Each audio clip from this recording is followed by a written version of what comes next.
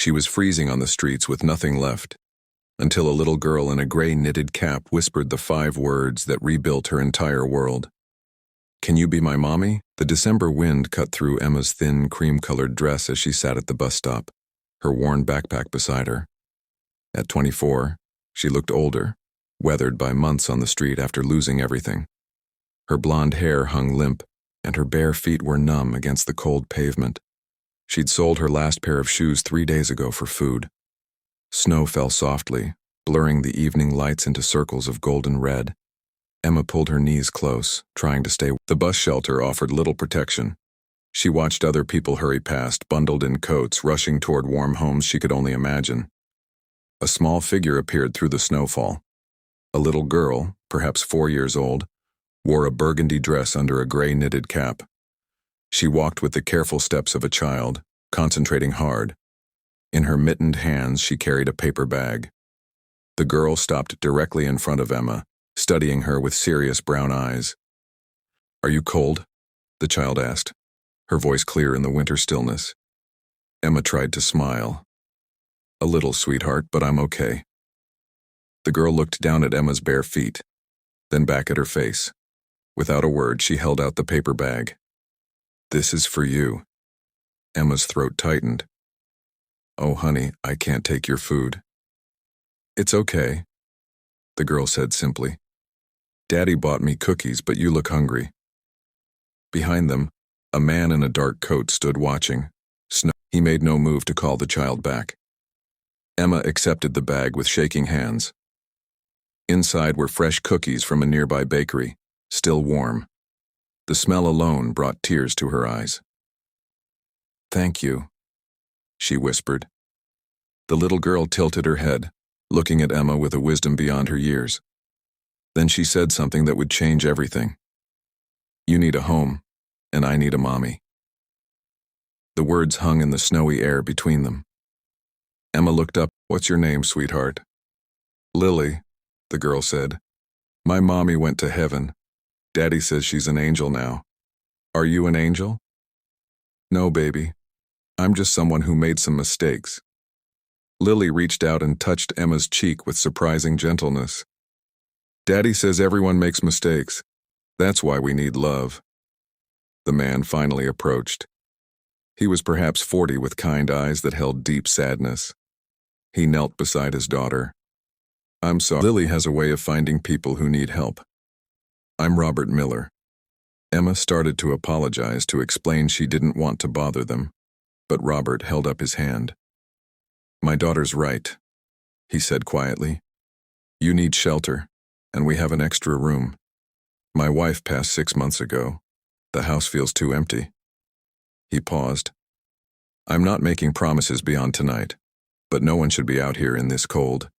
If you'd like a warm meal and a safe place to sleep, the offer stands." Emma had learned to be careful. The streets taught hard lessons about trust. But something in Robert's eyes, in Lily's innocent faith, felt genuine. "I don't want charity," she managed. "It's not charity," Robert said. "It's humanity. Someone helped me once when I needed it. I'm just passing it forward." Lily took Emma's hand. "Please come home with us. It's Christmas soon, and Santa brings presents to people who have home." Emma looked at this little girl in her gray knitted cap, offering complete acceptance. At this father, offering kindness without judgment.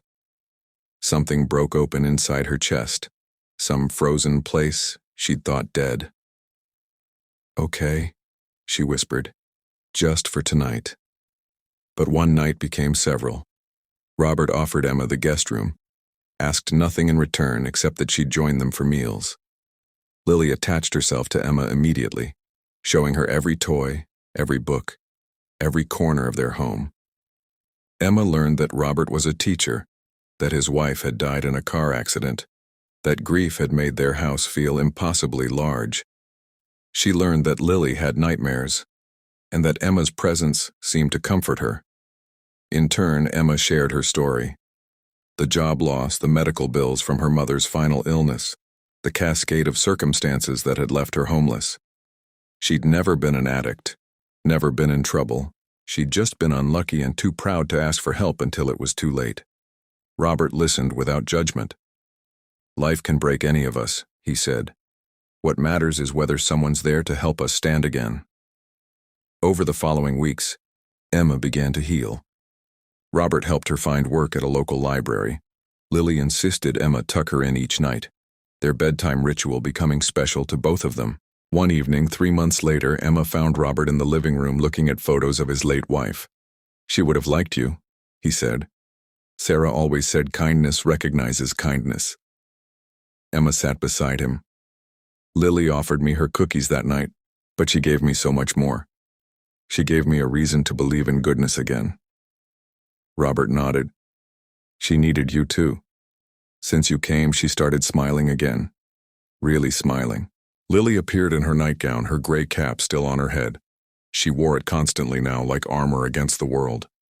"Are you staying forever?" she asked Emma directly.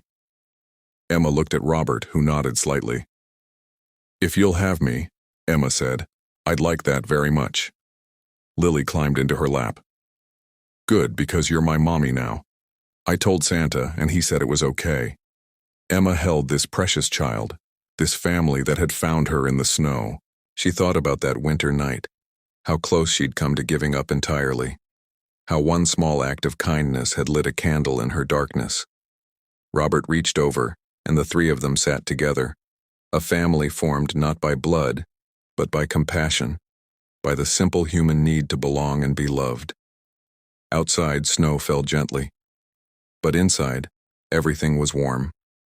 Sometimes angels do come to us in our darkest moments. Sometimes they wear gray knitted caps and carry cookies, and sometimes when we're brave enough to accept their gifts, they save us. Not just from the cold outside, but from the cold within.